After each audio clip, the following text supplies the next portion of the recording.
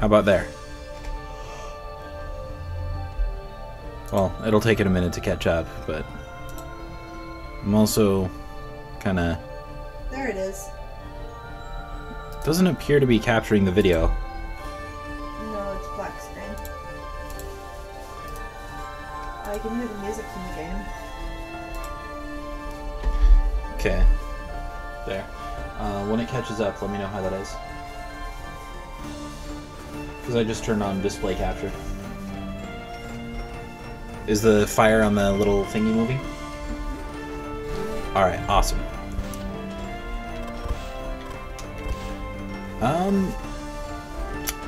Though I should probably make quick posts, shouldn't I? I will post some stuff for you. Okay. Oh, I should, however, change the information on the stream. Can I do that while I'm streaming?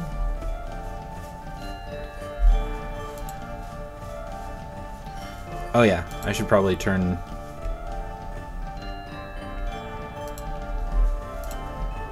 I will hide this for a moment. Hide my browser. It actually was only displaying Towerfall still. Really? Mm-hmm. That's kind of good, though.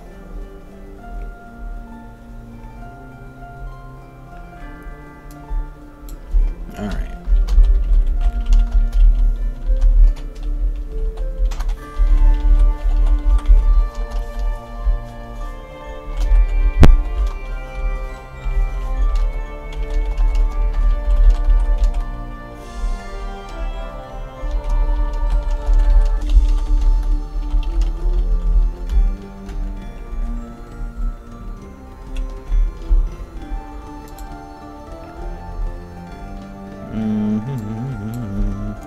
Towerfall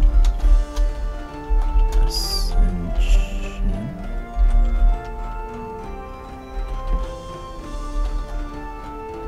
Wow, I spelled that wrong.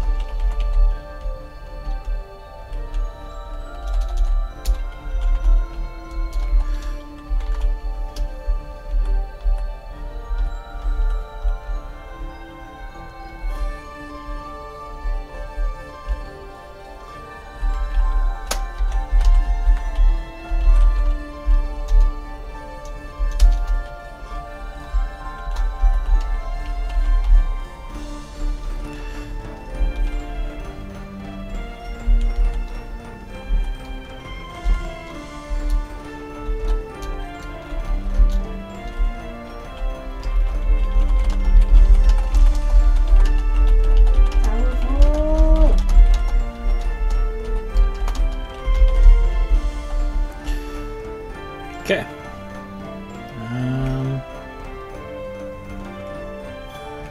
There's 5 minutes of me dicking around with the the channel. Okay. Ready? Ready. Gonna go ahead and start the game. I'll start from the beginning. Let's see.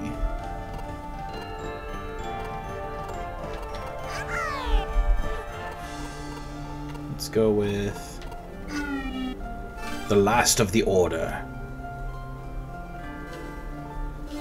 Since it's been so long, I'll also start on normal, just so I don't get my ass totally handed to me.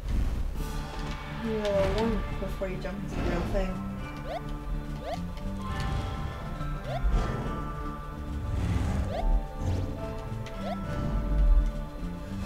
I think they've slowed it down a little. Or that's just the computer. Maybe on normal you'll move at a slower pace? Maybe.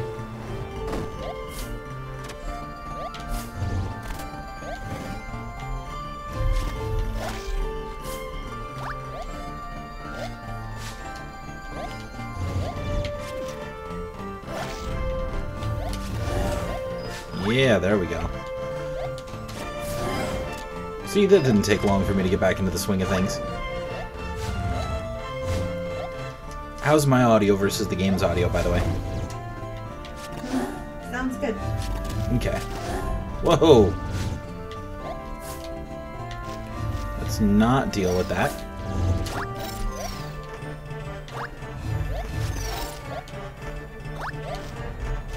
What's up with the horrifying blue ghost? It is an enemy that I can step on. Was it like tracking you? Yep. Hey, look. More arrows.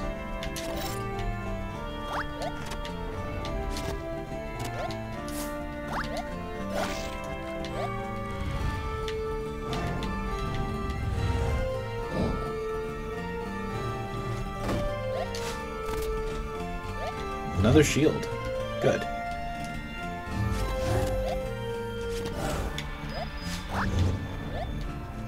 Yeah, the ghosts are a little more relentless than most of the other enemies.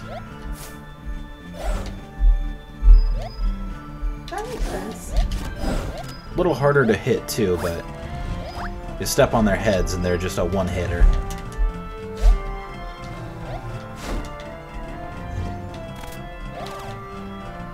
Two more arrows. Oh, crap. Yep, lost my shield. But that's okay.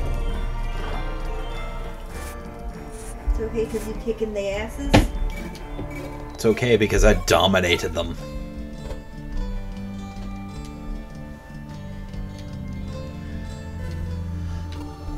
Level 2.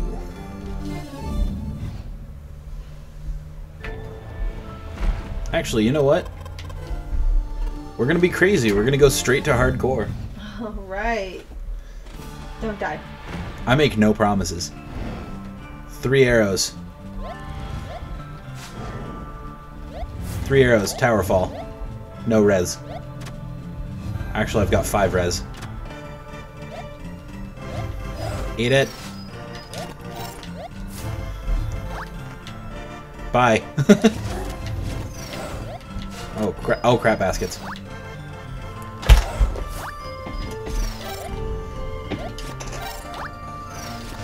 I'm already remembering how much harder this game can get.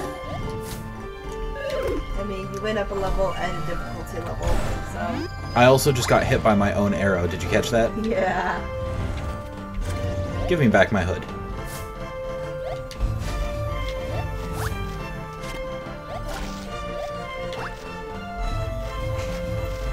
Bounce. Oh, crap. Oh, there's 2 lives down.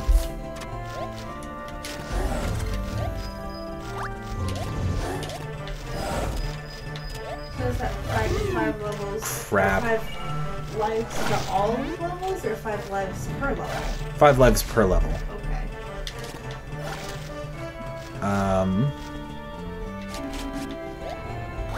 There we go.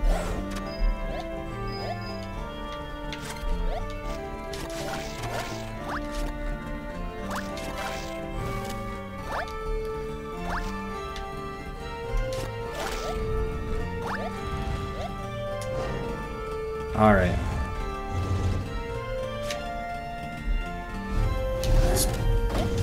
Spawn kill.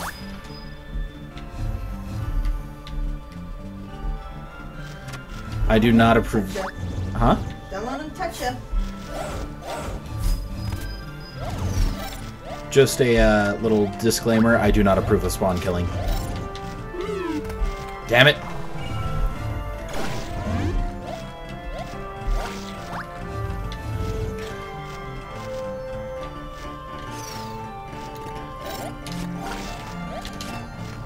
Oh, crap. Damn it. Last life. So no pressure. 1 life and 2 levels to beat. No pressure. Or 2 waves to beat, rather.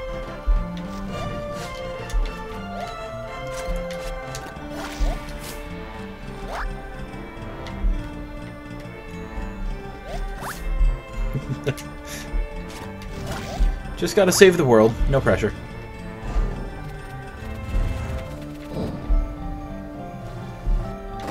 I don't remember what's up with the blue fire. Oh, that's right.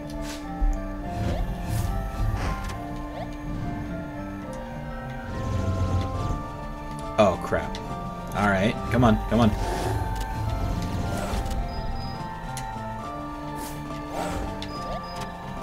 No. No. Yes, yes. Yeah, that's the way.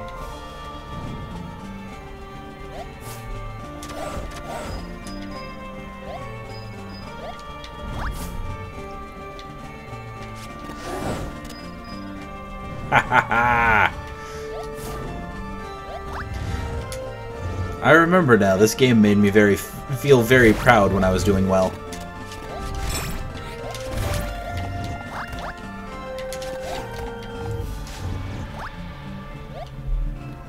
Well, I'm back down to 3 arrows. Oh, right, they keep the arrows they die with. Crap. Which means I just lost 2. That's inconvenient. It's very inconvenient. However, if they shoot arrows at you and you catch them or you pick them up after they hit the ground, you get to keep them. Huh. So it works both ways. You just got to be smart about it. Right. Alright, feels good to be back in the game.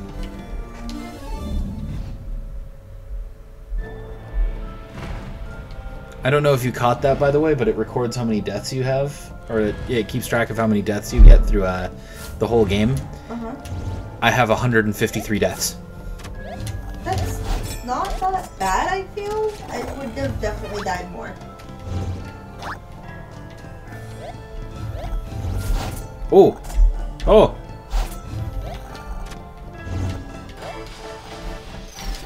Eat it. No. No. Oh god.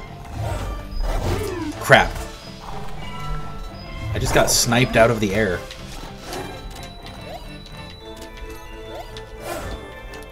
Not even by a cool enemy either. By a loser with a dagger.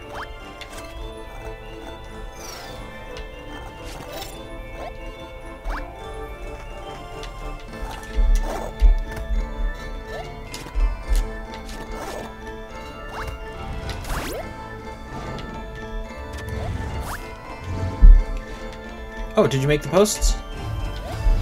I need one. You made one? Yeah. Which one did you make? Facebook. Will you post to Twitter too? Yes. Okay.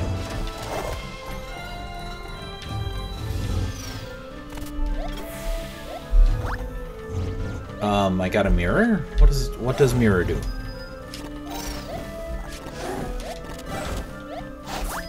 Oh. Oh, hi. No, I don't want to be your friend.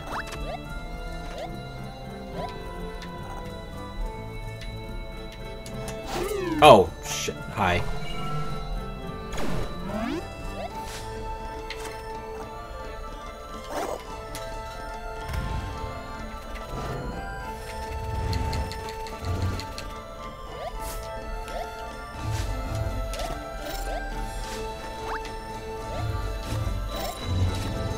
For Twoter, by the way, it's the one with the Oh yes, the explosion.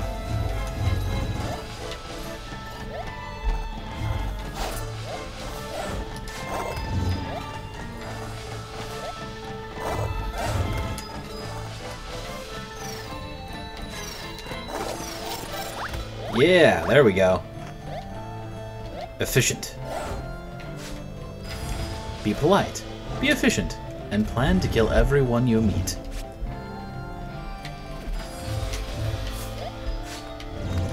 Oh, crap.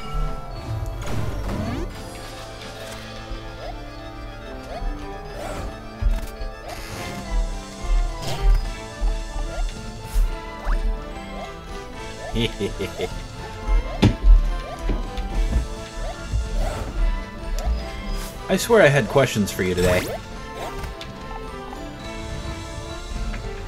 Do you remember them?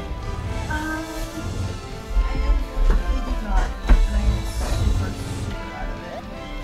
I know. Well, actually, shout out to Mr. Grumpy Grumps and his wife, Morgan, because they're apparently at the hospital right now, about to have a baby. Miracle of childbirth. Yeah. Well, miracle to him, I'm sure. Not so much to her. Actually, it is probably a miracle to her, too, considering... They say that it's actually far less traumatizing for the woman, because once you put the baby in her hands, all she'll remember is that moment. The man, presuming, you know, he's in the living room, will remember all of the screaming and swearing and sweating and blood. Can you hear yourself okay on the stream? Yes. Okay. Give me my hat back, or my hood back.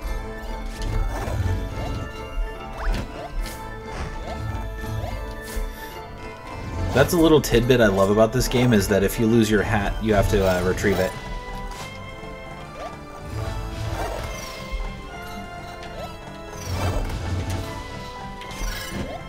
Reminds me of Super Mario 64 when the monkey would steal your hat. That's a thing?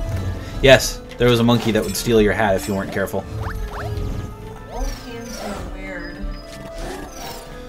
The best part was, a lot of people thought you could just trick the game by leaving the level and get it back. You could not. If you left the level without your hat, Mario would get sad. And then you'd have to go back in and get it.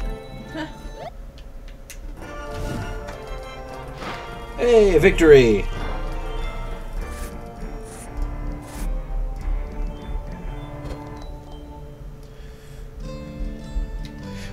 You know, I hope he's taking it well, but I kind of want Mr. Grumpy Grumps to be in the delivery room because I want to hear the horror stories.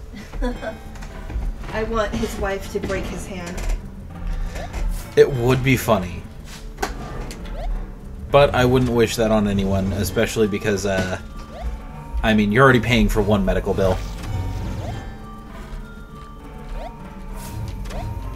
Well, you know what they say. You gotta use your insurance while you still have it. Or at the end of the year. Fair. There's so many slimes.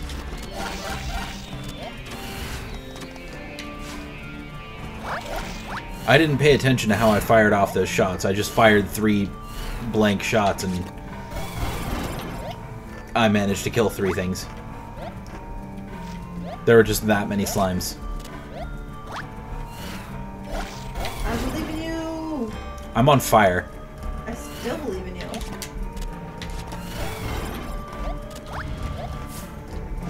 I think I believe in me. If not, I believe in the you that believes in me. That believes in the One Piece! First there was a ninja me, then there was a pirate me.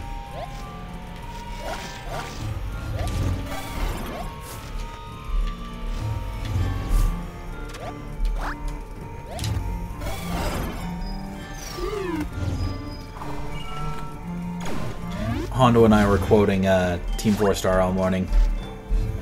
I'm not surprised. Specifically, we were going with Vegeta we started with Vegeta and then we went to the future seeing race. Oh, you can see the future. Those guys. Yeah. What's the name of the dad? The dad. Goku's dad? Yeah. Bardock. Bardock. Think of Anastasia, and specifically, Bardock. Who's Bardock? Bardock is the bat. Yep, that's not gonna work because I don't remember that. Oh, well, crap baskets. I have bomb arrows. Use them efficiently. What is your favorite animated movie? Favorite animated movie? Yes. Oh god, that's a hard one.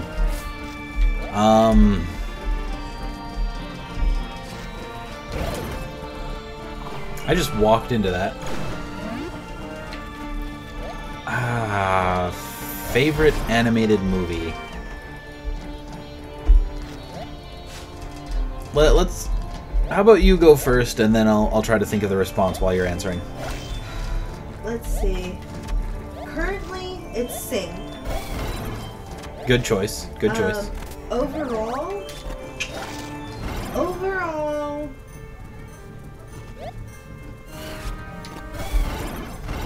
maybe Princess and the Frog?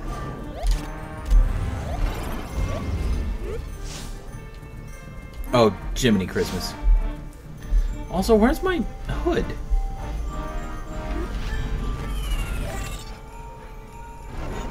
Although, you know, like, let's say I had the choice of, like, if I could watch any animated film right now, it would probably be Hercules. Good damn movie. You know what? I think I'd have to go with How to Train Your Dragon. That's a good one, too. At least right now. Damn. Did you see that? Yeah. I'm missing an arrow and my hood, and I have no idea what happened to them. But yeah, I don't know. Something about How to Train Your Dragon just, like, it still captivates me. Like, if I sit down and watch it, I get really into it. Wreck-It Ralph is really good. Oh, Wreck-It Ralph is phenomenal.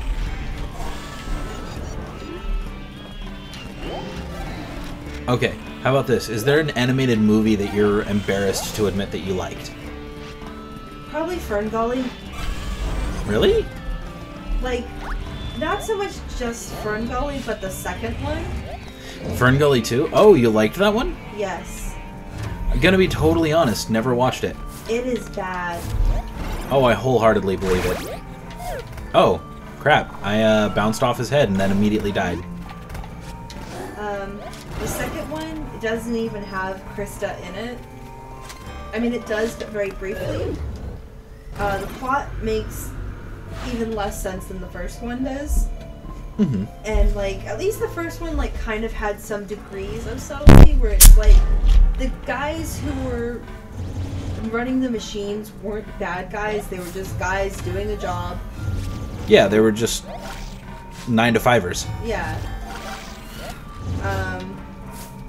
But, like, in the second one, baby animals get kidnapped, and the, like, douchebag fairy from the first one rounds up his friends and they go rescue the babies.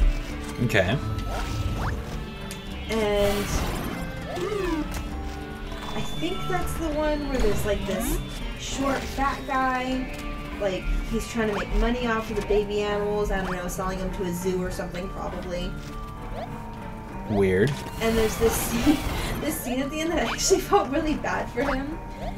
Although I shouldn't have, where, like, there's trees growing, and he has, like, a literal sack of gold that, like, some vines steal off of him and lift off of him, and he goes, "My money!" It was like, aww. He just wanted his money. I guess at that point it's probably because, like, the baby animals are safe. All of the good guys are happy. They just had to add in, you know, taking the happiness from the bad guy. Yeah.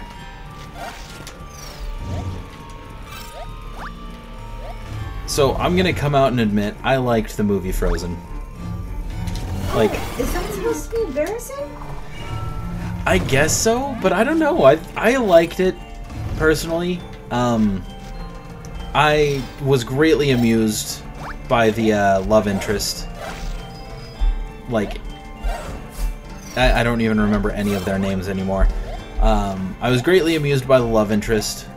I thought he was very grumpy old man kind of guy, even though he wasn't old. I liked the music. I will wholeheartedly agree, though, that it was absolutely overplayed. Like, it was done to death.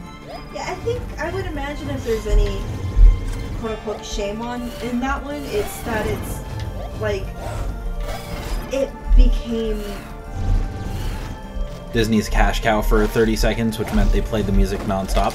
Yeah, I mean, I've heard people describe it as an hour-and-a-half long music video for Let It Go. I mean... Oh, it's a new tree. My cat just bit me. We're fighting over the heater's face. She bit you over it? Yeah. That's amazing. But I mean, there's definitely also, like, I think it's mostly a merchandising thing where, like, the costume was everywhere, and Elsa and Anna were on everything. I remember they were on a skateboard when I was working at Big 5. There was, like, a whole section of, like, napkins and party plates and cups at Safeway that had their faces on it. They do that with everything, though. Oh, no, but it was bad. Like, if there was, like, a Disney section for something, there would be a whole, like, Frozen section, and then all the other princesses got, like, a shelf they had to share. That's great.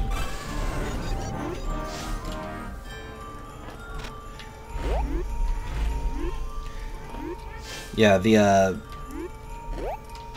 Frozen became... It was kind of like the, Oh, crap baskets! Okay, I'm safe. Anyway, it kind of became a, little bit of a hated thing for a minute.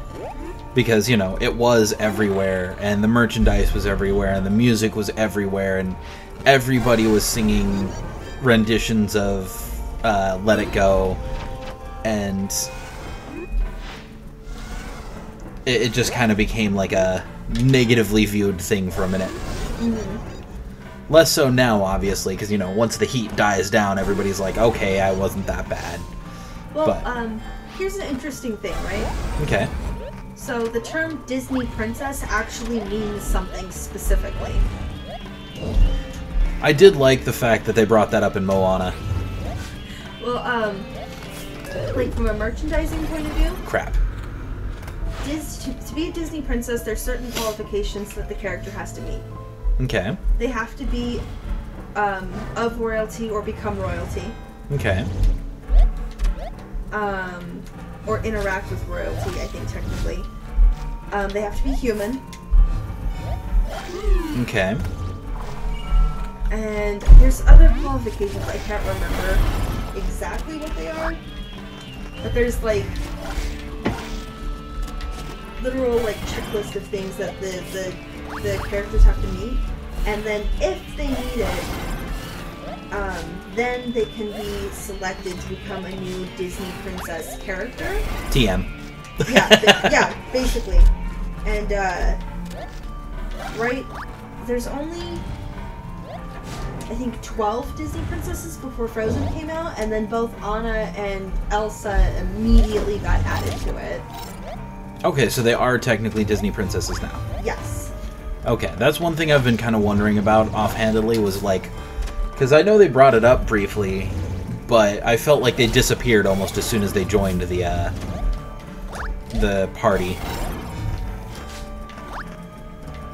Not like disappeared off the face of the earth, just like they became a huge deal and then they became not a huge deal. There's definitely an issue of being oversaturated. Yeah. Which, clever marketing by Disney that they pulled back so much. They were like, alright, let's give people time to recoup from the oversaturation. Then we bombard them again. Okay, so I decided to look it up. So here are the qualifications. Okay. They have to have a primary role in a Disney animated feature film. Okay. They must be human or mostly human-like. And they cannot appear in primarily in a sequel or a commercial failure. Wow. So actually, they don't actually have to be royalty, it looks like. Okay. But once they become a Disney princess, quote-unquote, then they gain that title from Disney. Yeah, I was gonna say, because that's, Mulan. Belle. Well, she marries a prince. She does marry a prince, but, like, she was very, like, she struck me, anyway, as not the type to wear fancy dresses and that kind of stuff. Well, you know, they stick her in the one dress that she wore. Yeah.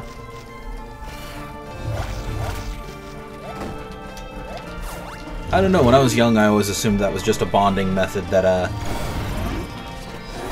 they wanted to implement with Belle and the Beast. Like, oh, we can't just shoehorn this romance in there. So let's see, Tiana, Rapunzel, and Merida have all become princesses as well. And it's not official, but they expect Moana to join the lineup. I would like it personally if they left her off the list, just because they even brought that up in the movie. You're a girl, you have an animal sidekick, you're the daughter of the chief, you are a princess. Right.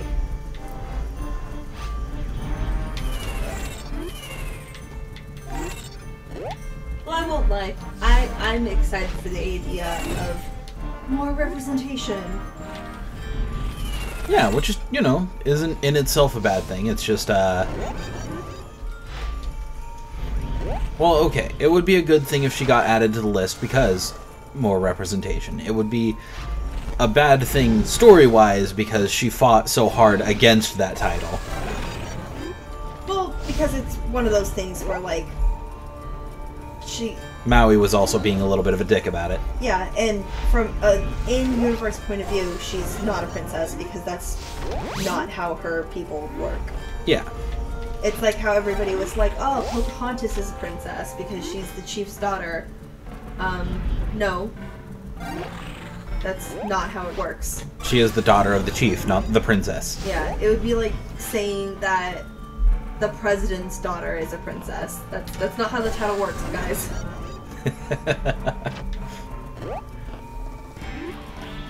Anybody in live chat? Not yet. Okay. Oh, crap baskets. Was that my last life? Yes, it was. Damn. Uh-oh, you're getting a phone call.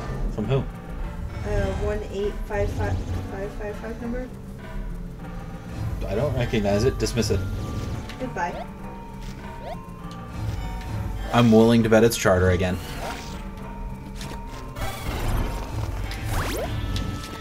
You didn't answer your phone the first 5 calls, so we're gonna keep calling you until you do.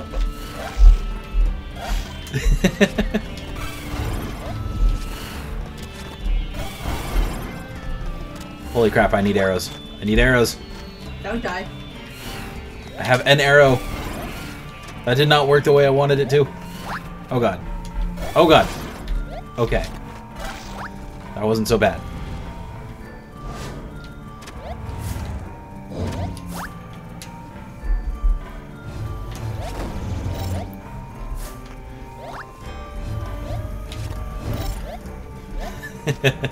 So, Kingdom Hearts, the next game, are we going to end up getting it? My heart says yes, but my heart also says no. Well, I remember that you were leaning against it because of the fact that, you know, we missed so much of the story. To clarify, we haven't played most of the games where you had to get another console. We played, like, I think I played 365 over 2 days, and she... What did you play again? I've played 1 and 2. Okay. Which in any other series would mean that I am perfectly, exactly caught up. And ready to play 3. Yeah, but no, Kingdom Hearts, you gotta be a weird franchise. See, I also played Chain of Memories? RE Chain of Memories, the PlayStation 2 one. That one was not on the PlayStation 2, that was, It was redone for the PlayStation 2. Was it? Yeah. Ugh. So yeah, I've played like 2 of the extra games. And Chain of Memories I only played because a buddy of mine let me borrow it. Shout out to Hauser if he ever decides to watch this.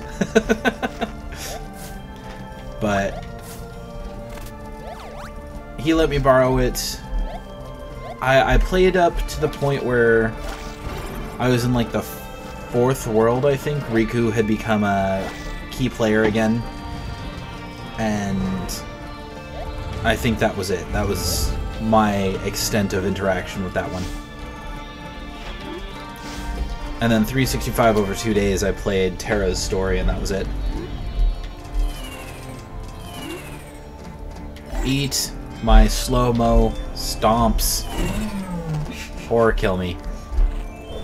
Death. Or Die by fire! Oh crap, I missed. Even in slow motion, I missed. That's kind of embarrassing.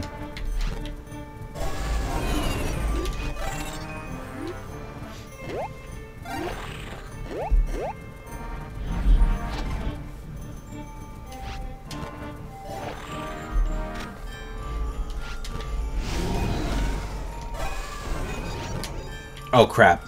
I did not mean to shoot straight up there. Don't die. I am out of arrows. And I dropped straight onto a bomb. Somehow I'm not dead.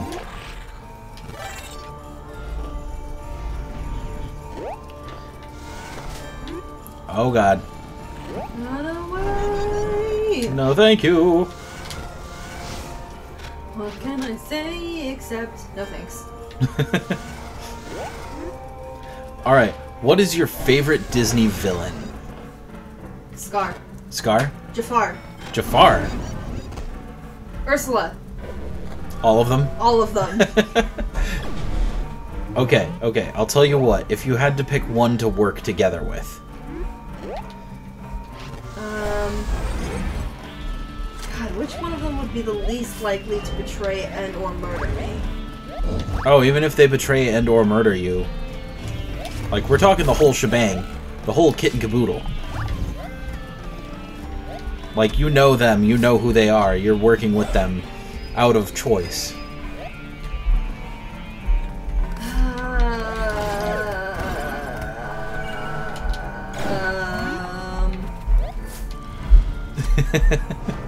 They're all so awesome. I love them. Big fan of the Disney villains.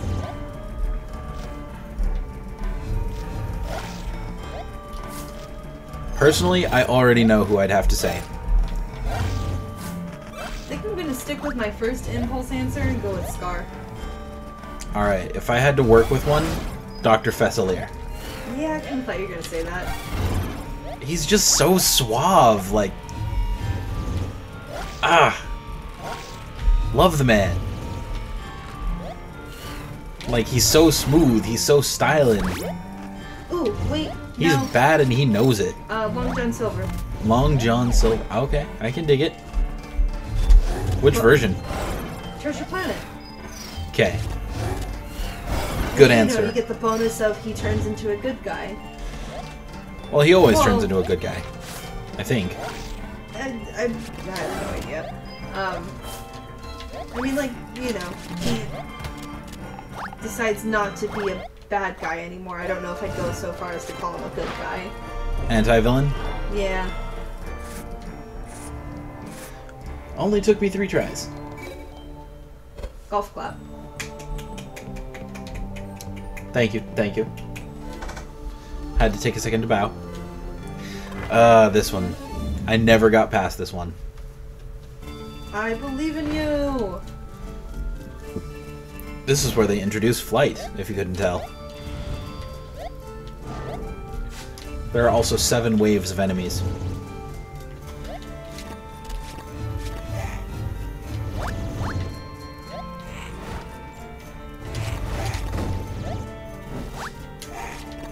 Maleficent is also pretty awesome. Hell yeah, she is. I've always had a weakness for the bad guys who, like, turn into monsters. So, you know, Jafar turns into the snake, Ursula becomes a giant, Maleficent turns into a dragon. Okay, how about this? If you had to have a minion from any Disney movie, if you had to pick one of the villain's minions, who would you pick? Flotsam and Jetsam. Flotsam and Jetsam? Yeah. Only useful underwater, though. So? That, to me, is a downside. Okay, fine. The crocodile from Rescuers Down Under. No, I'm not saying that you have to change your answer. I'm just saying, personally, it's a downside. Okay, then who would you pick? For me, personally? Let me think about it for a second. I'd probably go Iago. Because when he wasn't under pressure, he was actually pretty fucking clever. His ideas weren't half-cocked. Iago holds a special weird place in my heart where, like, I still really haven't forgiven him for betraying them in the second movie. But at the same token, like, I fully acknowledge the fact that he repented and redeemed, and in any other situation except for the second movie, he's a perfectly decent character. Well, if I remember right, he's also, like, in a life or death situation. Jafar, like, has him by the throat. Like, I don't blame him. There's just this weird part of me that's just like, I think because I feel like he's one of those, like, I guess because the betrayal stung more, because he really genuinely was on their side and didn't want to do it. That's kind of why I don't hold him against it, or hold it against him, is because I also know that he didn't, like, that hurt him. Just, like, that hurt him. That was a stab against himself just as much as it was, maybe not just as much, but that was a pretty decent-sized stab to himself. I think the reason why, like, it makes me so angry, though, is because I like him so much. It's exactly that. It's like, I can forgive you for hurting Aladdin and Abu and Jasmine, but I can't forgive you for hurting yourself. I dig it. Oh, crap baskets. Crap baskets. I don't know, plus I just hold grudges. Like... Yeah, you do. Kingdom Hearts related. I still have not forgiven Riku. Not for all of the terrible things that he did to Sora or Kairi, but for the fact that he threatened Pinocchio. Hey, to be fair, nobody fucks with Pinocchio. Nobody fucks with Pinocchio. I just gave him a chest bump. Okay, anyway.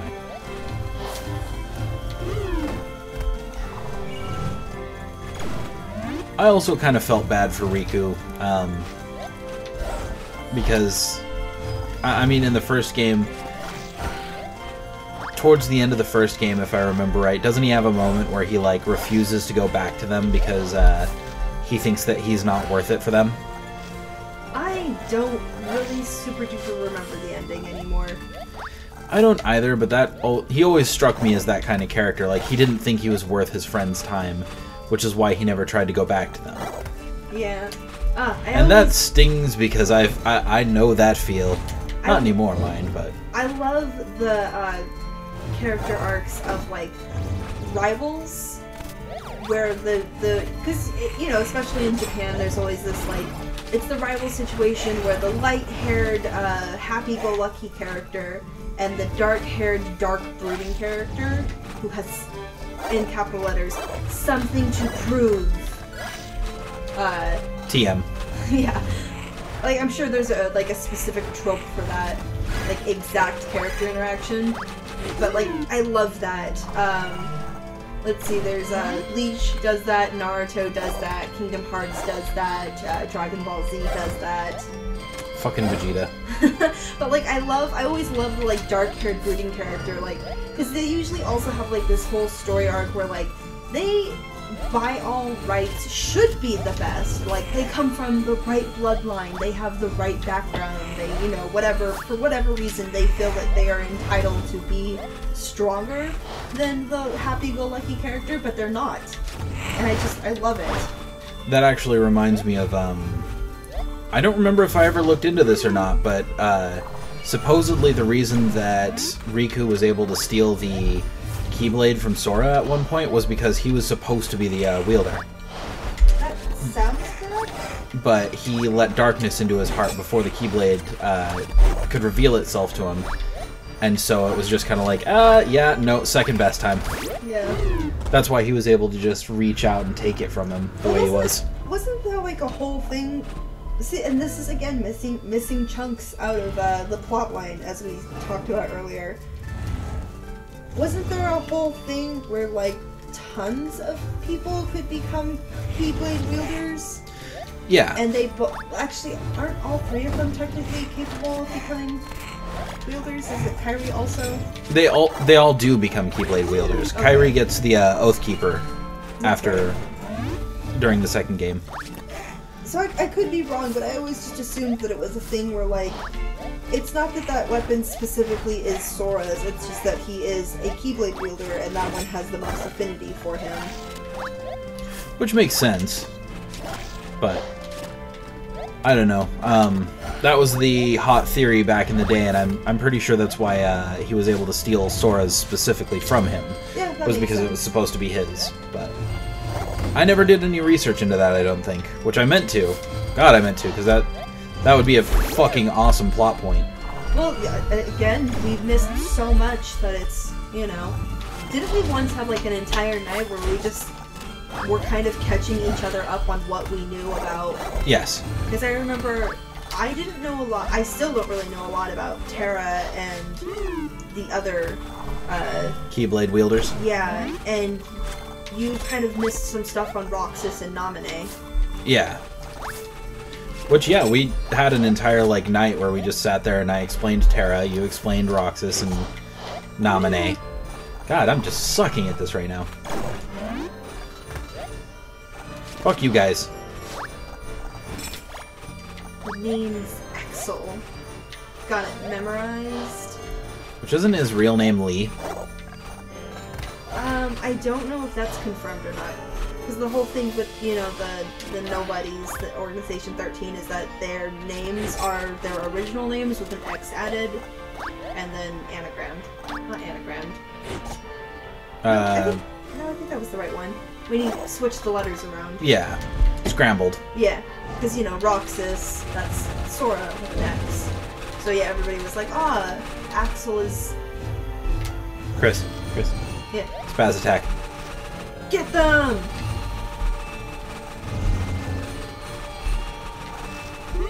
Oh, crap. It didn't quite work out how you thought it would. I was gonna try to, like, go up a little bit higher than the ghost and try to, you know, just doink it on the head, but yeah, that didn't pan out. Like that. Best way to save arrows. Unless a slime fucking jumps into your face. Then, you know, not a great way to save arrows because you're dead.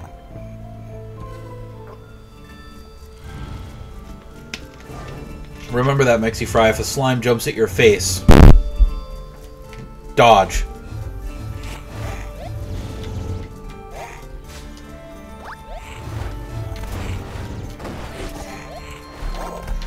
So it's been absolutely phenomenal lately because I told you I've also been watching DBZ Abridged with Broseph, right?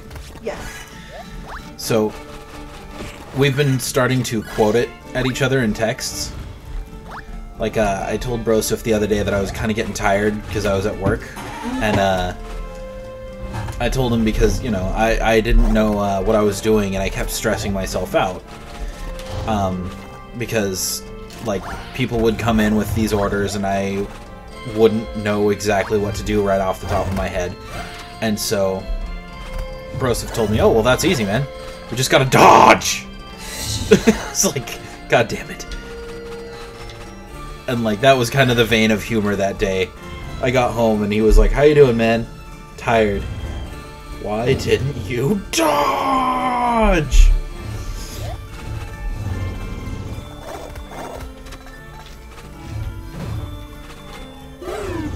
And then, what was it?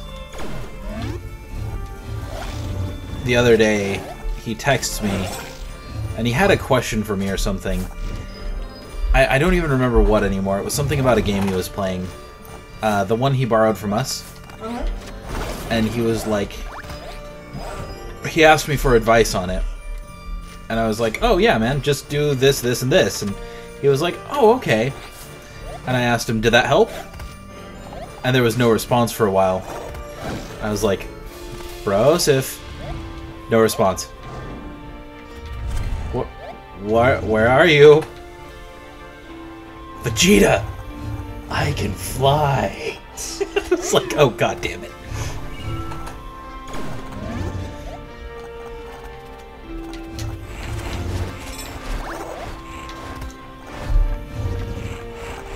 Holy crap. Holy crap. Keep moving. Keep moving. Keep moving. That was not my intention!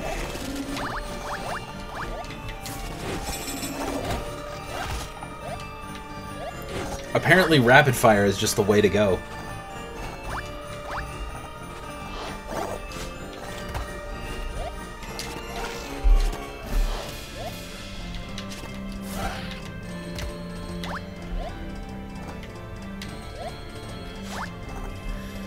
Okay. There we go.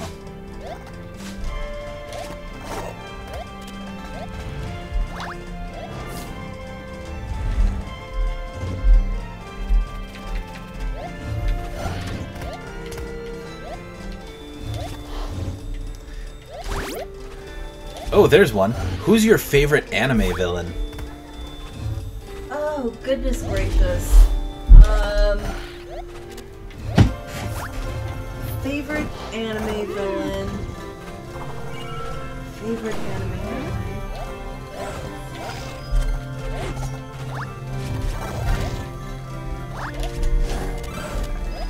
That one's a lot harder because I feel like anime rocks the villains a lot harder than American cartoons do.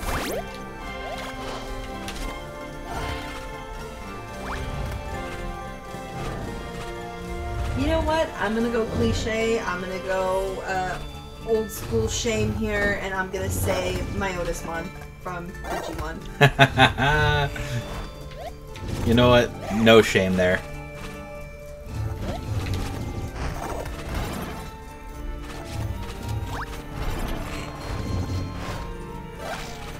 Oh. Then I might have to go the parallel and say Team Rocket. I mean, do they really count as villains? They do, because in the first season, they were absolutely villains. They wanted Pikachu at whatever cost. They stormed a Pokemon Center to get sick Pokemon that they were going to take back, heal, and use for themselves. Another good one is, I think his name is Drosselmeyer? Drosselmeyer? He's the narrator from Princess Tutu. Princess Tutu. I don't think I... Princess Tutu is, about a girl named Duck, who is actually a duck. Okay. It's kind of like a Swan Princess situation, where when she hits the water, she turns into a duck. Interesting. But she is also Princess Tutu, who is, Duck is a ungraceful wannabe ballerina. Okay. Like, she's, like, in an academy to become a ballerina, and she's, like, the bottom of the class kind of situation. Completely clumsy, ungraceful, lanky, and awkward. And then she becomes Princess Tutu, and she can, like...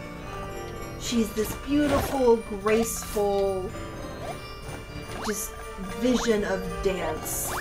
You know, I'm starting to sense a theme with anime, because, let's think about this for a moment.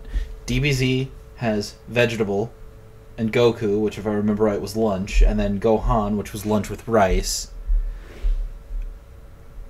And then there's Princess Tutu, who is a magnificent, graceful ballerina. And then there's Duck, who is not graceful. Yeah. No, they definitely have mastered the meaningful name, or just unusual names. Reminds me of did you ever you never saw Dragon Ball, did you? Like the anime? Yes, but I don't. Okay. Do you remember the character the Ox King? The Ox King, that's Chi-Chi's dad. Yeah. Let's clear it on normal first, since I've never done this one. Do you remember what his first appearance? Nope. So, oh hey, there's a thwomp. Can I touch it? I can touch it. So, the first time the Ox King appears, he is this massive, towering beast of a man. Holy shit, did I just catch that? I did. I can catch their electricity. Huh. They count as arrows. Badass. Okay, so anyway, the Ox King is this massive behemoth of a man that Master Roshi goes to talk to. And I could be remembering wrong because it has been absolutely ages since I've seen anything Dragon Ball. But, wow, that sucked. Quick side note, Akiko the Wolf says that Team Rocket is a faction though, not a specific villain, and I have to agree, you have to pick a specific villain. I was thinking specifically of Jesse and James. No, you have to pick a villain. A villain. So just one? Yes. Alright. Then I'm gonna have to go with, fucking... Their team leader. Giovanni? Giovanni, yeah. Fair. Specifically, I think from the game, though. Not from the anime. The anime one is kind of whiny and grumpy old man status. At least personal opinion. I never liked the one from the anime. I loved the one from the game, though.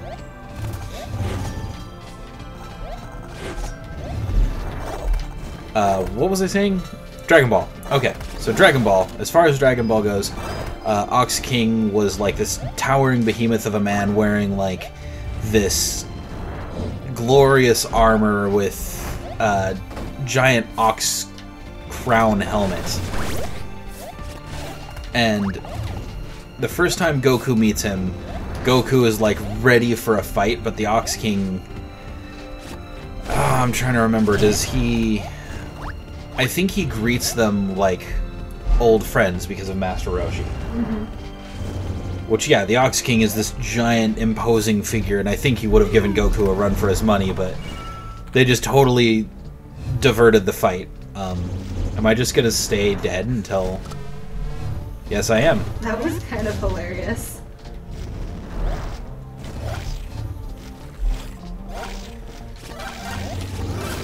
Crap. This is getting more and more difficult. Gee, I forgot that levels in a game do that sometimes. Okay, let's rework the question a little bit. Okay. Because I feel like picking a favorite villain is kind of complex. Aesthetically speaking. Aesthetically speaking. Favorite villain, yeah.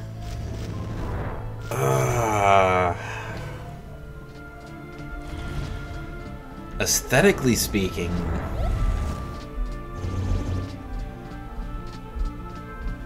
Okay, how about this? Let's split the question into two parts. Aesthetically speaking, old favorite villain, new favorite villain.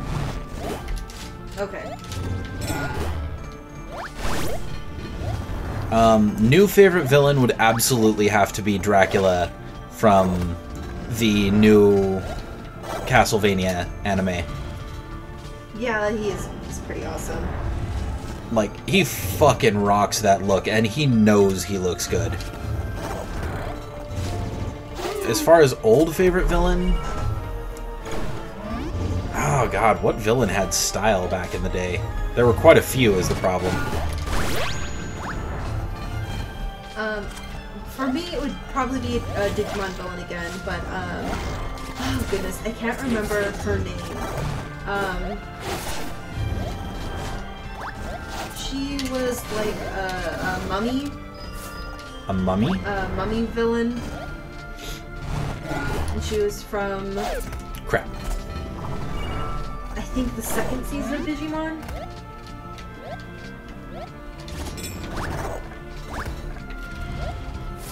But yeah, no, I feel like the Digimon villains definitely had, like...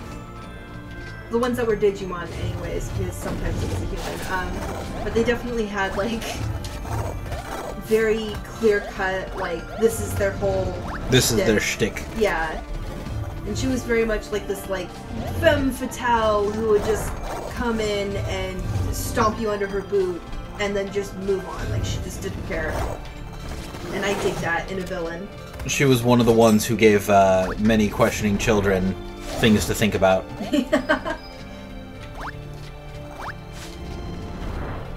Let's see.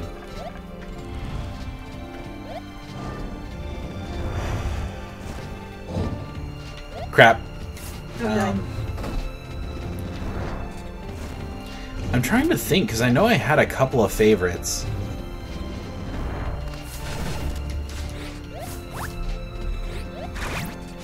Did you just... He did. He just fucking yanked an arrow off of me. Okay, anyway. Shit.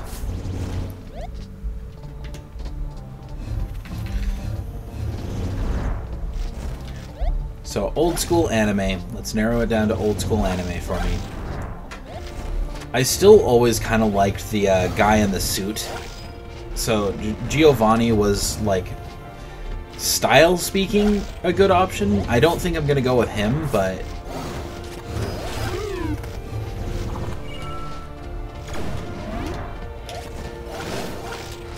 Did that?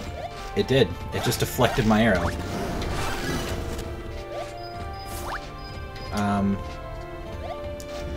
Don't think I'm gonna go with Giovanni as far as style goes, but you know what? Aesthetically speaking, Kid Buu from DBZ.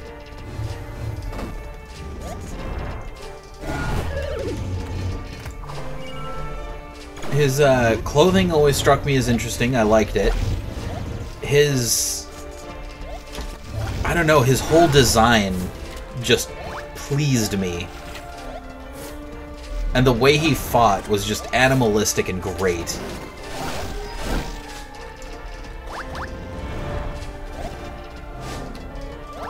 Was that after you stopped watching? No, I know Kid Buu. Okay. Dragon Ball Z, though, probably Perfect Cell. Big shock. Perfect Cell. Oh, God. Yours... I think we need to go with specifically abridged Perfect Cell for you. Well, I mean, yeah, but... Is that a mimic? Also, just Perfect Cell. I liked Dragon Ball Z's, like, transforming villains. In general. But I feel like Cell did it best. He did. Because I felt like a lot of the other villains... What the fuck? Who the shit are you?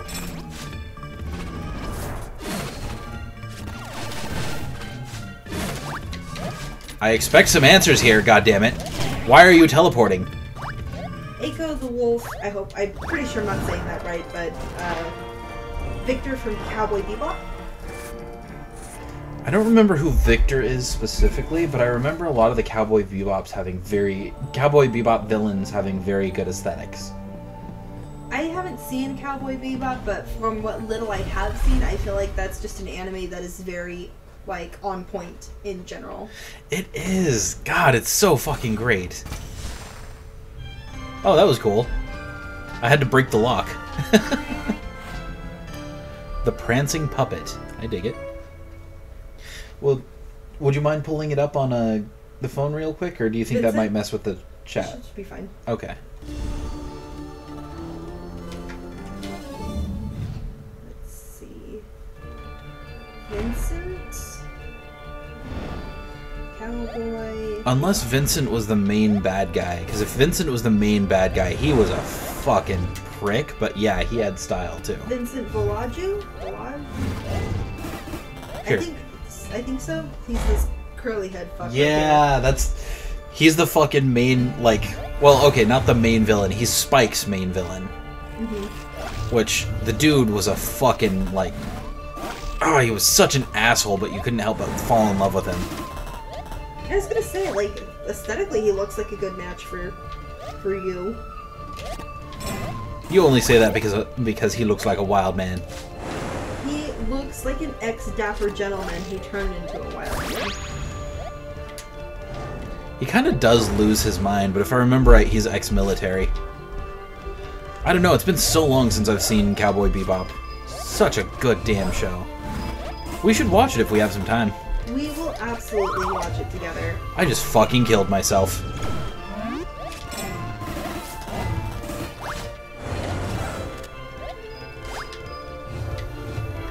And somehow avoided death when I did not expect to. Eiko says Vincent was or Vincent, yeah, Vincent was justified. Or Victor? Victor. He was justified. Vincent. Like, his reasoning for going batshit crazy, like, as much as I think that Sephiroth had justification for losing his mind and betraying everybody, Victor, like, Victor? I already forgot. It's okay, I'm pretty sure it is Vincent. Vincent, like, had genuine reasons to go batshit crazy, and he didn't even necessarily betray people, but he kind of did. He was an asshole. A justified asshole, which is not something you run into often in anime these days.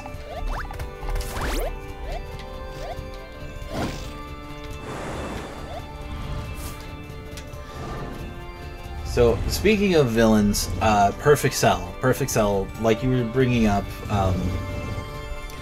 I feel like Perfect Cell was one of the only ones who did it right, because he, most of the villains, when they transformed, got uglier. He, like his name's implied, got more handsome. Like, he went from being just Cell to being Imperfect Cell, which was slightly more human, slightly more attractive, to Perfect Cell, who was like a handsome, devilish beast. Yeah, I like the bit in Yu-Gi-Oh! Dragon Ball Z Abridged, where Goku sees him and goes back to everybody. He's like, "Why didn't anybody tell me he was so handsome?" I'm gonna go punch him in his perfect jawline. That seems like the kind of commentary I would make upon seeing the villain, just being like, I wouldn't cheat on Chi-Chi, but I'd have to really think about it. That was just a fucking magical moment right there. Holy crap. What the fuck was that? Was that a homing shot? I think that was a homing shot. Okay, second category of villain, favorite villain. Okay. A villain that you would enjoy working with. Oh, hell. Because see, that's a whole different question there. I think, like I said earlier, Dr. Fesselier is definitely a thought for me, but I don't think that would be... I don't think I would enjoy working with him from start to finish. I think I'd get annoyed with him after a while. Mm-hmm. Ooh, Pegasus. I assume you mean from Yu-Gi-Oh? Oh, that would... He'd be a good one. Yeah.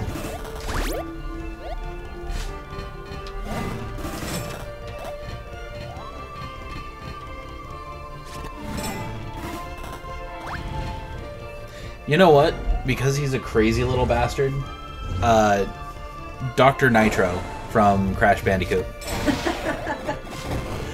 The weird little guy who always, like, turns his stage into explosions. Yeah, and you have to bounce around on him. Yes. I think I would greatly enjoy working with a mad scientist whose answer to everything is blow it up.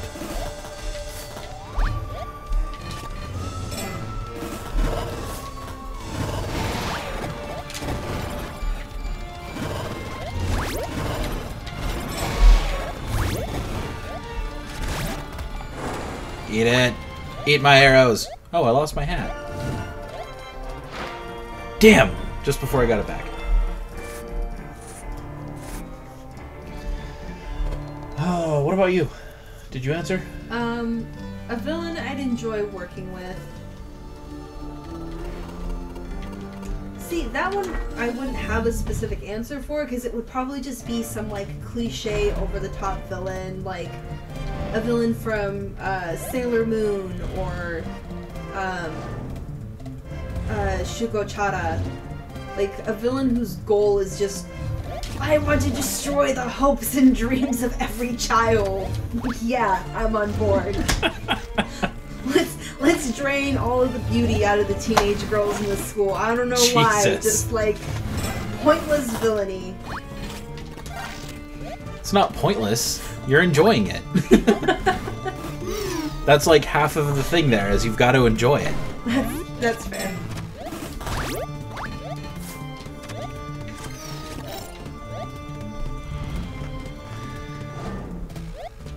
Alright.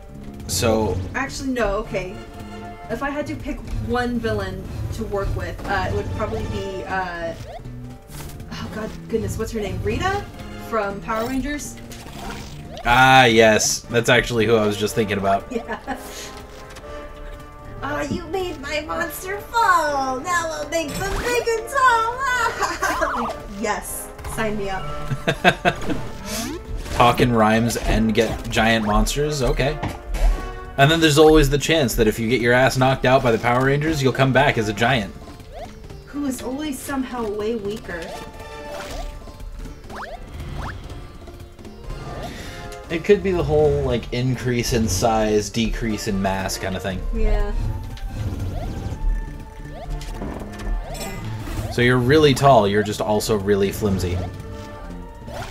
Not mass. I know there's a word for what I'm thinking of, but it's not mass. Density? Maybe. I don't know. I was thinking of the whole, like, the rule of...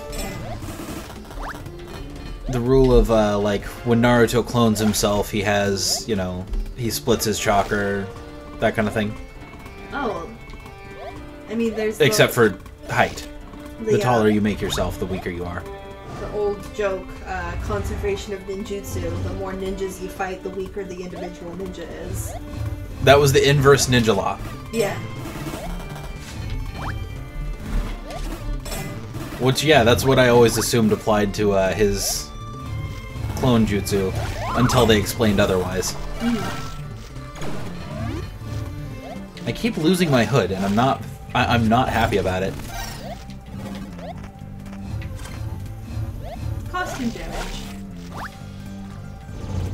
Costume damage done right. It greatly amuses me that Fire Emblem features costume damage. Fire Emblem Heroes, the app, because you can clearly tell which characters the artists wanted to see naked, because they would draw them in, like, the thighs would rip on their pants and stuff like that, and if they didn't care as much, they would just, like, the sleeves would rip. Right. That kind of stuff. God, fuck it. Fuck you! Fuck you! April wants to know, do we play retro games at all? Retro games? I feel like between the two of us, yeah, we've got a pretty wide range of retro games. I grew up playing, like, the Sega Genesis, and Tom grew up playing, like, all of the old school Zelda games and stuff. I need a moment. Was that too devastating of a loss for you there? I shot myself. I looked away from the screen, so I didn't see that. I shot one of those bouncy arrows, it hit the wall and came straight back at me. And somehow my brain didn't put two and two together. It wasn't like, it's gonna come back, so I should avoid it. It was like, no, it's gonna come back, you'll be fine, just jump into it. My goodness. Okay. Old school games, yes, I have played a lot of them. Less so recently, just because we need a new AV cord for our Sega, and I don't think we have a Nintendo. No. Fun fact, I do have a Game Gear, though. Oh yeah, somewhere in this house. It's over there in the corner. Okay. But, let's see, between the two of us, we have played the PlayStation 1 and a lot of games on it. Holy shit, a lot of games. And, if I didn't play the full game, I probably played a demo, if you have any questions regarding that, because... Have you ever played Beyond the Beyond? Beyond the Beyond. It sounds familiar. Look it up real quick.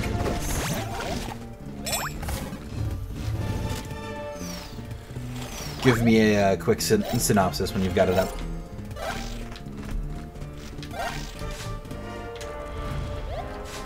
Let's see. PlayStation game. Looks like an old school Japanese RPG. Okay. God damn it. I just do not do well with bouncy arrows, apparently.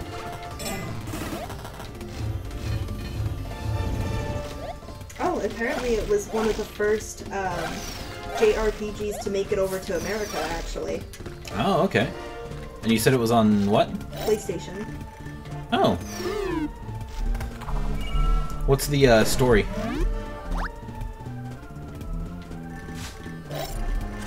Let's see. Plot. A battle raged between the beings of light and the warlocks of the underworld. They signed a treaty, leaving the surface world to the beings of light. And after 100 years of peace, inexplicable happenings begin to occur. So you must stop whoever it is who has broken the treaty, and I assume bring peace back to the realm. Probably. It sounds familiar. I don't think I ever played it myself, but I'm pretty sure I had a buddy or two who have played it.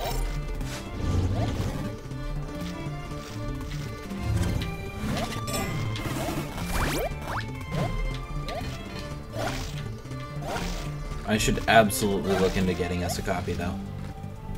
Let's see. If for nothing else than posterity's sake. Idol the Wolf says it's right up your alley. Samson is part of your party along with a dragon. One of the first games with time button responses. It's off English. It's like old school knights and dragons. It sounds like. Oh, okay. They say they can lend it to us. Oh, shit. Okay. What system do they have it on, though, is the question, because our PS3 doesn't play discs, unfortunately. I have a PlayStation 2. Right, that is a thing. Yeah, PlayStation, that was back when they were still doing backwards compatibility.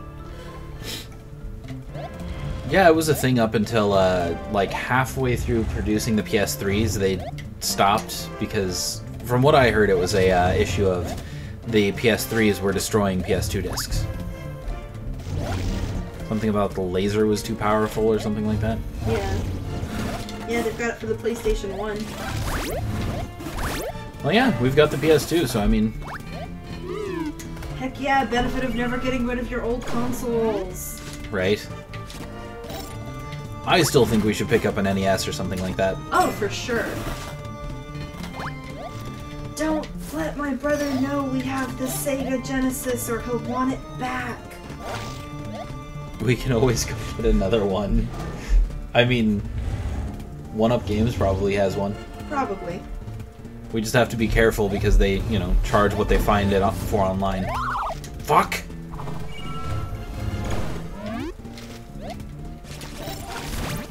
You little dick!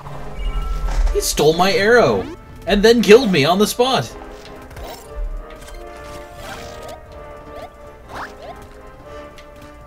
And Aiko says it was warping heat. Which, yeah, that makes sense. Oh, okay. Yeah, I never looked into it myself. I just remember hearing word of mouth that it was destroying discs, and somebody was like, "Oh, the laser's too powerful. It's etching into the discs or something like that." So I was like, "Oh, that sucks." I don't know. I guess Rather everyone's than just kind of had enough blind trust in Sony to assume that if they did it, it was for a good reason. Yeah. That was, you know... Well, Sony actually has still got one of the cleanest records of the gaming big name gaming companies so far. Sony and Nintendo. I don't trust Microsoft anymore. Sorry, guys. It's also one of those games that will fuck you royally if you go to an area you aren't prepared for. Sounds like a game with lots of grinding, aka my kind of game. Could be one we play together if you wanna. For sure, for sure. You take care of grinding when you have days off, and we'll do the story together. Holy balls.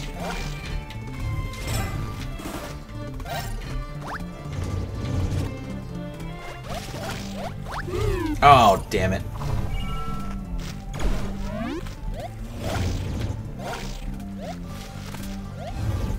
I require my hood. And Aiko, we will definitely get in contact with you about borrowing that game because it sounds like a blast, and it does indeed sound like it's right up our alley. We've actually been playing Final Fantasy 15 recently, and I have been slowly playing Final Fantasy 9 for Tom, which we need to get back into. Yeah, we just haven't touched the PS3 recently. God damn it. I don't know what I was expecting from playing it on hardcore. That it would be punishing good fun? Fair. I do have other games if anybody wants to switch it up a little bit. Instead of watching me die over and over again while... Does King's Glaive sound familiar? King's Glaive. It does sound familiar. I feel like, God damn it. I feel like Ark might have mentioned that one at some point. Or might have made me play it. It sounds like it's maybe an anime? Or something? They asked if we've watched it. King's Glaive. Give me a second.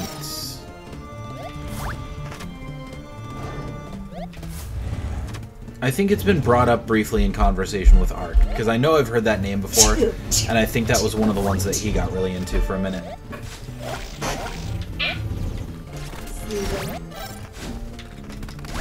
The Devil's Breeze.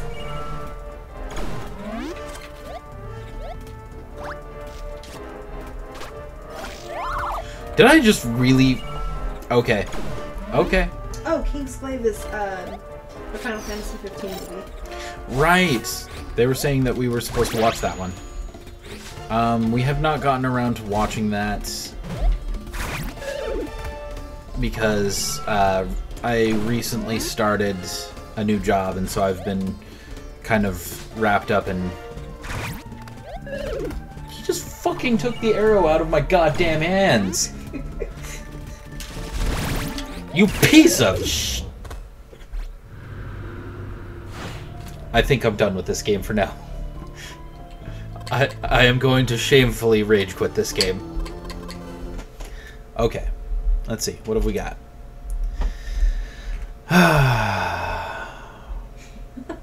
You know what? I'm going to play Lick Spear. Because it sounds funny. What'd they say? I was laughing at your rage, but they say we should play Castlevania 64. Castlevania 64. I don't think I ever played the 64 version. We'll start a new game just for... Actually, you know what? We'll go with Wilhelm. I don't think I ever played the 64 edition. I do know I played one for the PlayStation 2. Mm-hmm. I think you watched me play that one. No, that was for the Xbox, wasn't it? Controls. I don't mean to disappoint you.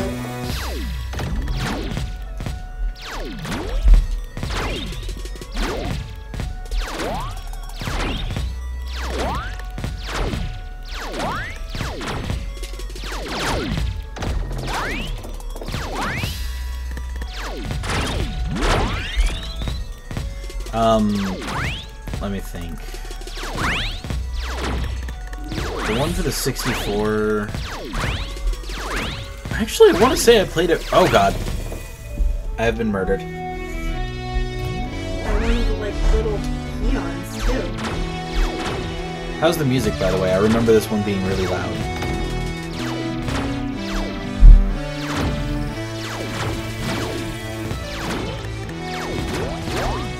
It's on the loud side, but I don't think it's too bad.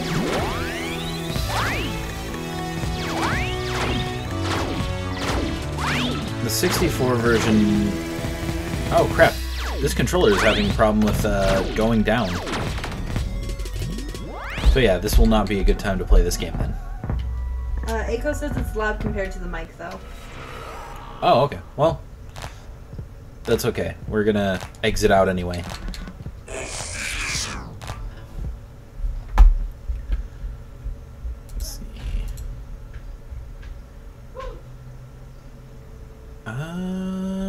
What should we play then? Also, they say they feel like they're going to be a games player at this point if they just warp you a little more. They're gonna be a what? Games player if they just warp you a little more. Warp me a little more?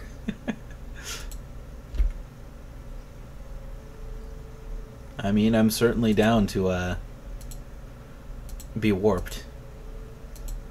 It's kind of something that's been... It's kind of something that you have to be in order to do something like this. They said, Wooly can be heard, but his otter cannot. Is that a typo, or am I the otter?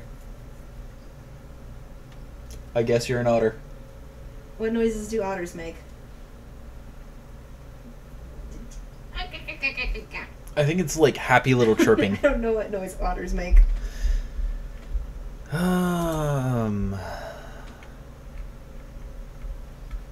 know what? Woot let me borrow this game, so we're gonna try it. Significant otter.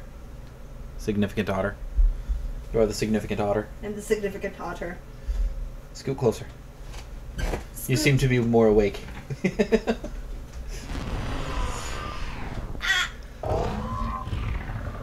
Hack and slash. There we go. Well, I can What's- detach myself from the charger now. Your phone was dying earlier. Oh, was it? Yes. My bad. I mean, YouTube uses a lot of battery.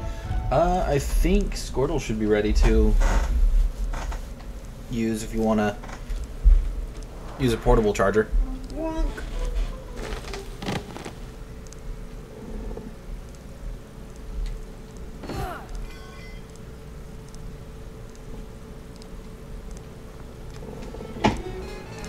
I'm glad I borrowed this sword. Maybe I can use it to bust out of here.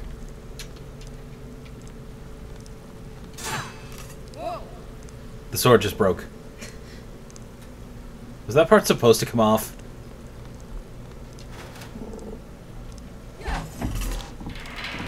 Interesting.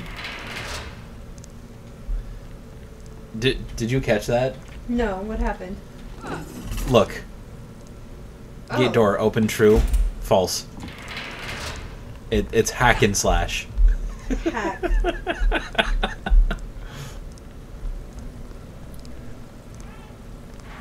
So I've never played this game. This was one lent to us by Woot.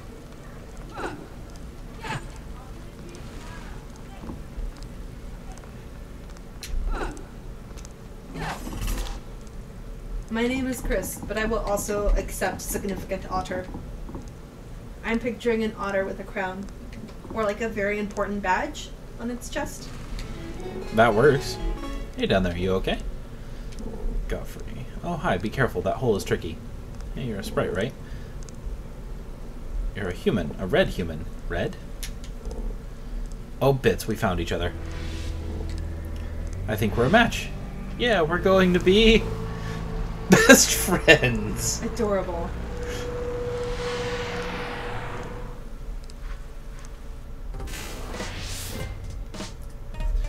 Wizard! Zap. Eh. Magic time. Boom. Still eh. Fireballs. Whoosh. Oh yeah, that was an entrance. I think that came from outside. Psh. Yeah, best friends forever. What's your name? I don't know. Oh, come on. You bond with a sprite, you pick a name. You know the rules. Wait, what rules? Who made the rules? I don't know, they're just the rules. How about we call you... I'm gonna call it Bob. Okay. Bob. Bob. Awesome. Your name can be... Winlasriel. My name is Alice. Whoa, you can break the rules. Cool.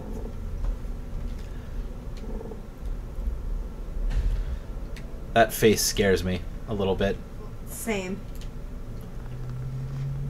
It frightens me and it makes me want to hurt it. It does not appear as though I can hurt it. Of course not. It's your best friend. Uh-oh. Did I break it? I might have broke it. Nope. Didn't break it.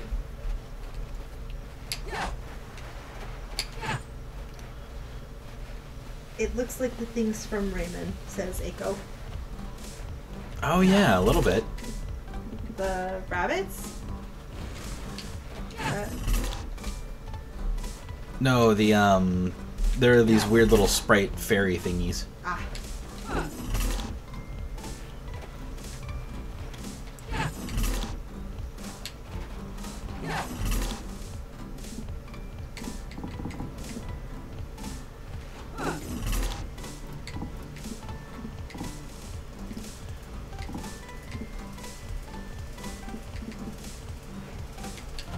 Weird. Okay.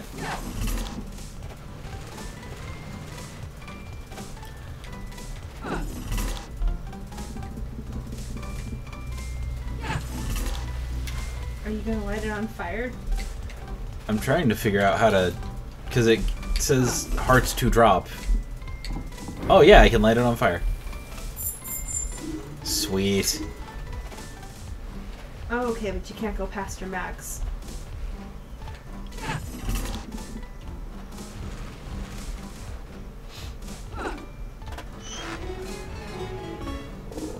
There's an extra heart in here. I feel more hearty.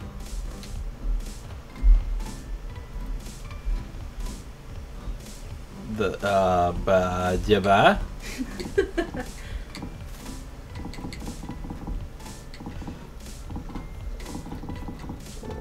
I wonder what this is all about.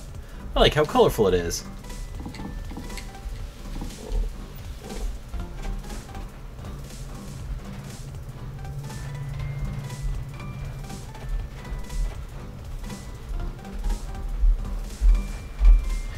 I definitely feel as though this is an interesting game, and I can see why he suggested we play it. The fuck just happened? You just died. I just fell down a hole. That's what happened. Hey, we're back here. This chest wasn't here before. What is this thing? It's labeled Day-Night Speed. Huh. I've heard stories about nighttime, but I'm pretty sure it's make-believe. Eiko says we should play Don't Starve together. Don't starve together? Yes. Like right now? Well, we're probably not going to be streaming much longer today. Also, that is definitely a recommendation that we will keep in mind. Also, with Don't Starve Together, if one of us plays, the other one usually can't, just because I do have a laptop, but it is currently not functional. And I also have a laptop that is currently not functional. Yeah, we've got 2 broken laptops, which doesn't exactly make for good... Doesn't make for good co-op play. They also recommend Dream Daddy, which I think would be hilarious to watch you play. Me? Yes. Okay. You know what the concept is, right? DILFs? Yes. DILFs everywhere? DILFs. DILFs as far as the eye can see. Okay.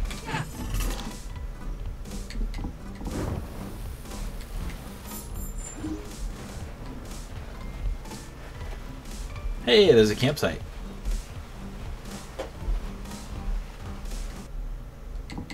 Okay. There's no save function as far as I can tell. I'm gonna ship you with everybody. Of course you are.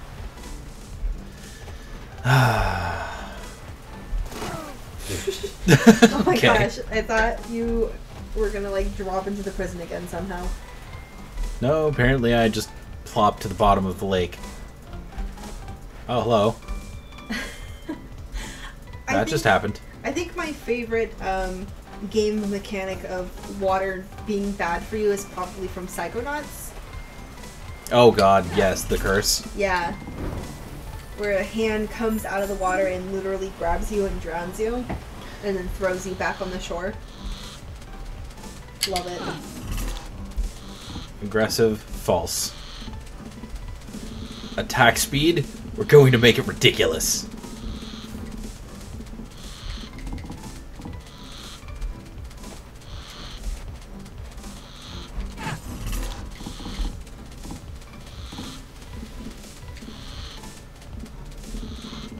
What about the Lurker Shark? The Lurker Shark. Lurker Shark, that sounds familiar. What game is that from?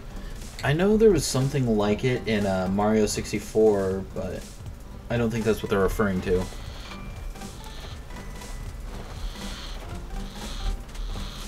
Oh balls. Oh balls.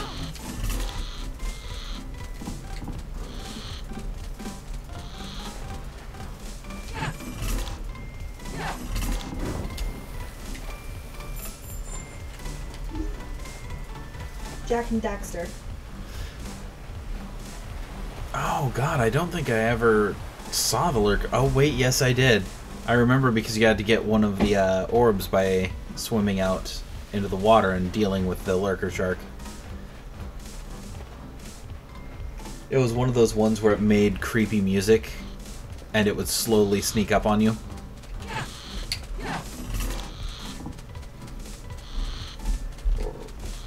Thanks for getting rid of that raven. You're welcome, Rock Buddy. Yeah, good job fighting that raven, Bob. You're welcome, Alice. That's adorable. It's got a child rock with it. And I think in one of the Grand Theft Autos, I want to say, your character would hit the water and would just instantly blah blah blah blah blah and drown. Isn't that... No, 5 has a shark on the edge of the map, but only in the offline mode. If you play online, then it's not a shark. Your character just kind of dies. Like, while you're flying out to the middle of nowhere, your character just kind of, like, any vehicle you're in stops functioning, your character jumps out and dies. No explanation. Yeah. More fairies! Banjo-Kazooie? Is that, Banjo-Kazooie? They said you're thinking of Banjo-Kazooie.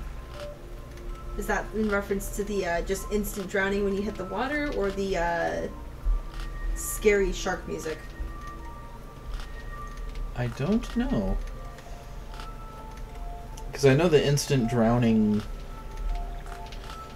Like, all of the GTA stuff is accurate, because I remember they used to have the shark online, but then they took it out.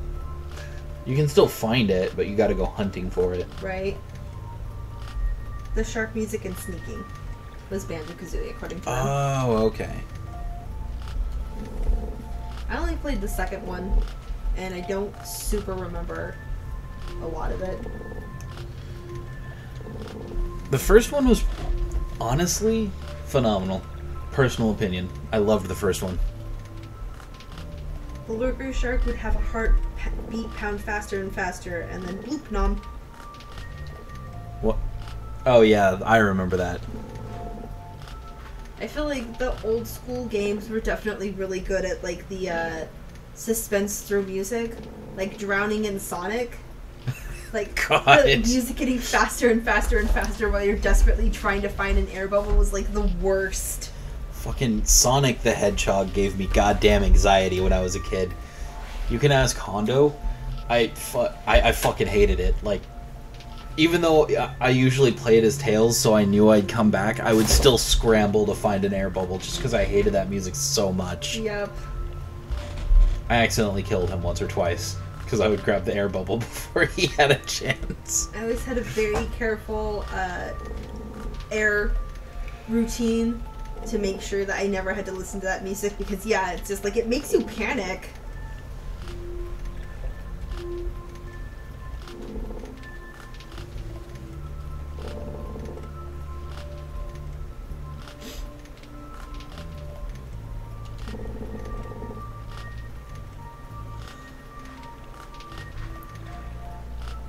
Everything is still weird and bitey.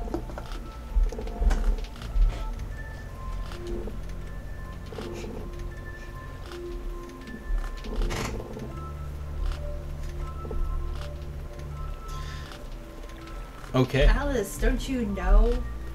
As an adventurer, your job is to fix every problem everybody has and also deliver their laundry. Why do I feel like that's a direct reference to a game that I'm not remembering? I don't know. It probably is. Assassin's Creed 1 had the Insta-Drown too, but Dragon's Dogma had a cool one. What did Dragon's Dogma have? That is certainly a question.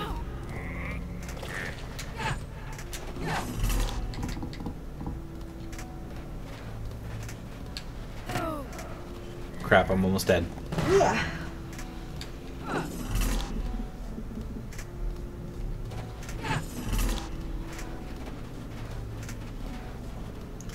Is there any way for me to... No? They called it the Tide Monster, which was like red plankton that would start devouring you like blood mist the further out you got. I love it. Yeah, that's pretty fantastic, actually.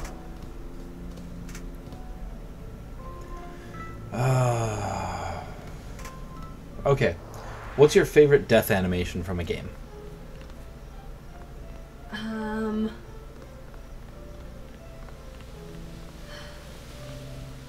That's kind of a weird question. I can't think of any specific ones that do this, but just anything where, like, your character kind of just, like, crumples limp on the ground. Okay. Are you talking, like, GTA style crumpling where they, like, ragdoll? No, where it, like, kind of, like, if you took out the music and the context, it would kind of just look like they just laid down on the ground. Oh, okay.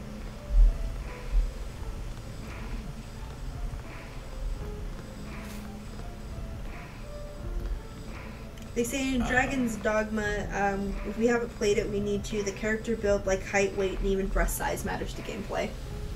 That's hysterical.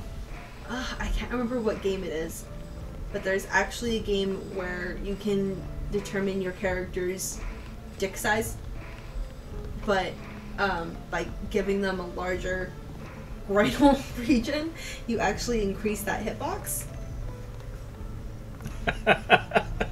Yeah. Okay. Makes me think of Saints Row a little bit. Because I know the bigger your character was, the easier it was to hit you. Oh, Spyro the Dragon does have a good death animation. The diva, like, fall. Oh, yeah. Personally, I always really liked Jak and Daxter, where Jak would, like, kind of try to stay standing, but he'd get woozy and fall over, and then Daxter would scramble up to his face. And then the death screen would be Daxter sitting on top of your chest talking to you. He would always say something snarky, and he'd be like, well, at least it wasn't me.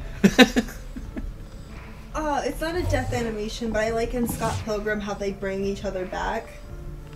Yes, the when they scream at each other. No, the like little fanning thing they do. Oh, where like you can't. I've never been sure if it's them like fanning the other person or if they're supposed to be doing like a comeback gesture. I think it's a little bit of both. Depends on the character. I know Nega Scott, the way he brought people back was screaming at them. Oh, is it? That's great. Yeah. He would literally just stand over them and scream until they woke up. So after seeing the name, I'm thinking that these woods are not going to take me anywhere. Infinite Woods. So we're going to kind of travel through time-space.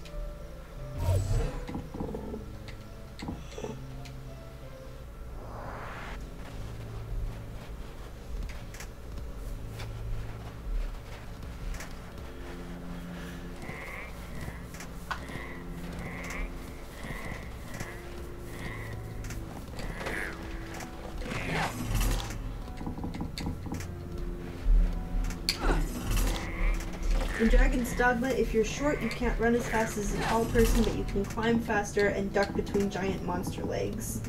If you're fat, you can carry more items, but you're also going to be slower. I like that. Yeah.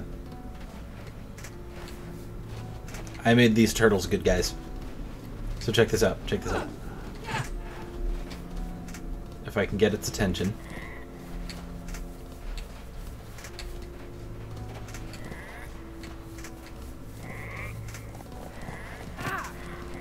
Well, it's not working great. Bad turtle. Oh, crap. Come on, just charge. Does it have a mouth on its tummy? No, they've got USB slots. Oh, right. Let's see. Idle behavior.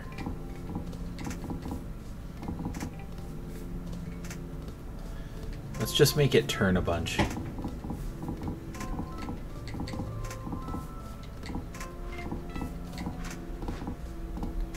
All it's going to do is turn.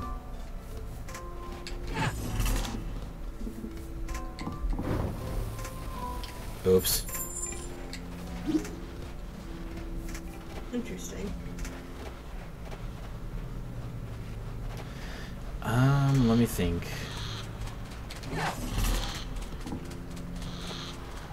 What the fuck is that? Badness. Makes me think of like those corrupted globby stuff from Breath of the Wild. Makes me think of Gose. But also, yeah, the corrupted blobby stuff. Specifically around the castle, right? Mm-hmm. Problem with that game, though, is that they don't tell you the cutoff points to quests, so you have to make sure to do the side quests before continuing the plot or risk failure. Wait. Yeah, that does always suck. What? Dragon's Dogma? Oh, yeah.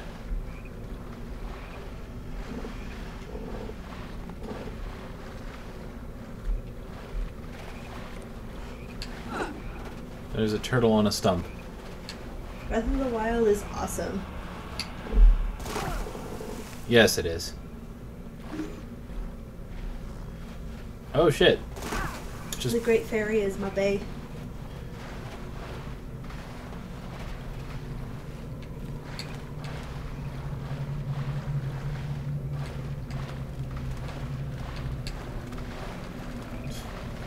One of the very...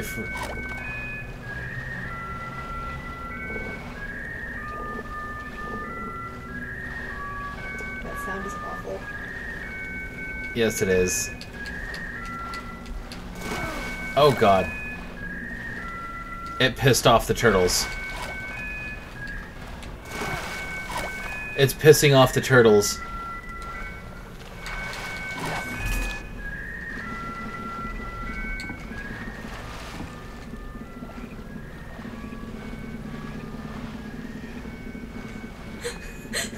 Actually, let's turn up the perception radius, but put the volume on 0.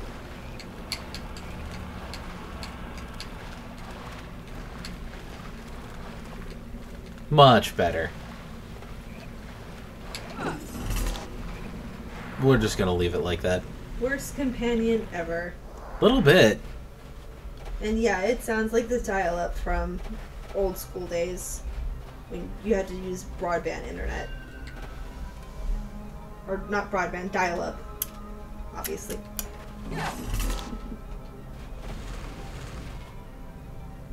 I fucking hate these puzzles.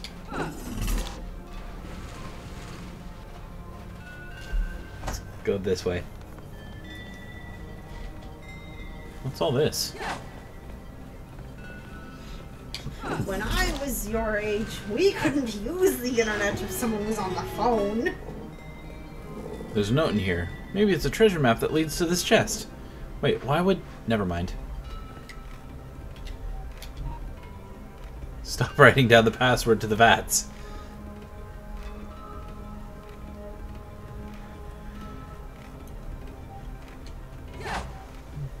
Okay, so I need to figure out what the password is.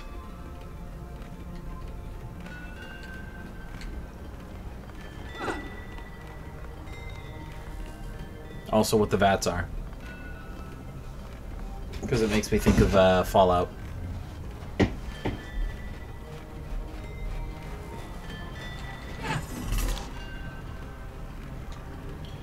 Port Rock.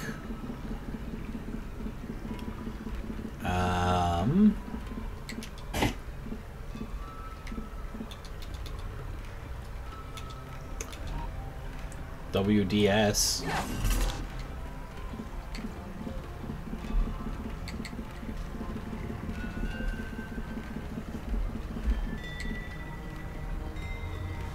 Nope.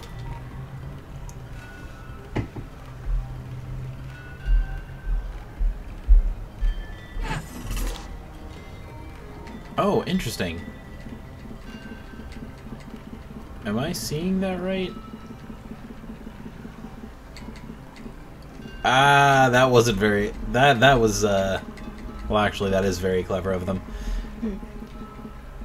When you put in letters right, fitting the password... Ah, the eyes turn green. Of course, it's something having to do with wizards.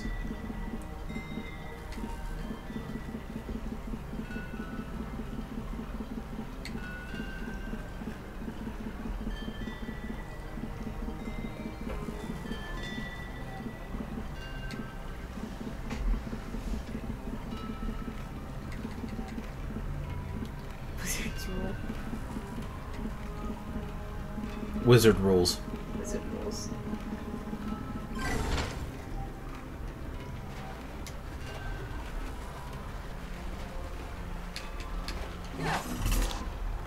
Heal him out minus 999.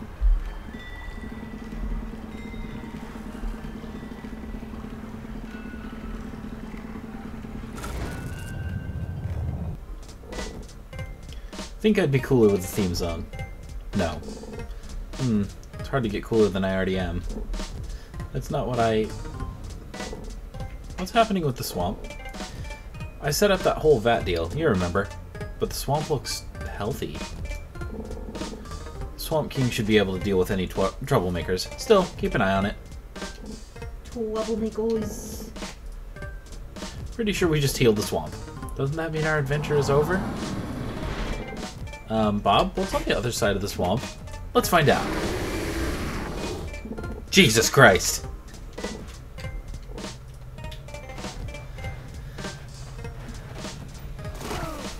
Still can't cross water, though. Nope.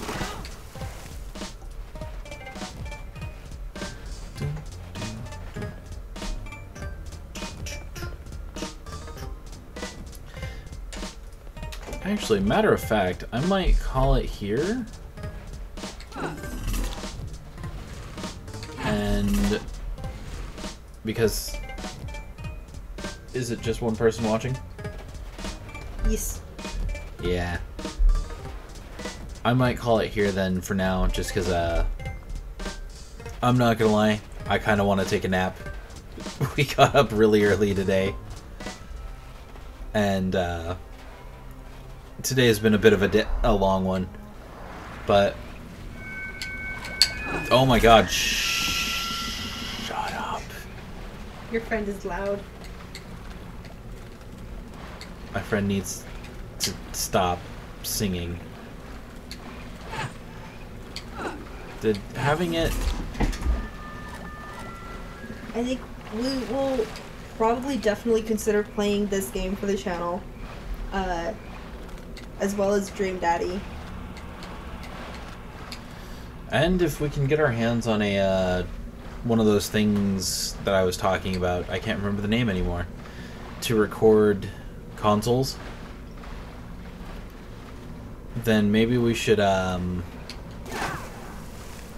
look into playing Some other games on... like Dragon's Dogma and the other suggestions that they gave. Yeah. But for the meantime, thank you for tuning in, and hopefully we can do this again soon. And you're awesome, Aiko. We love you. Thank you for sitting with us and conversing with us. We had a lot of fun. Alright. I think that's everything, so bye everybody!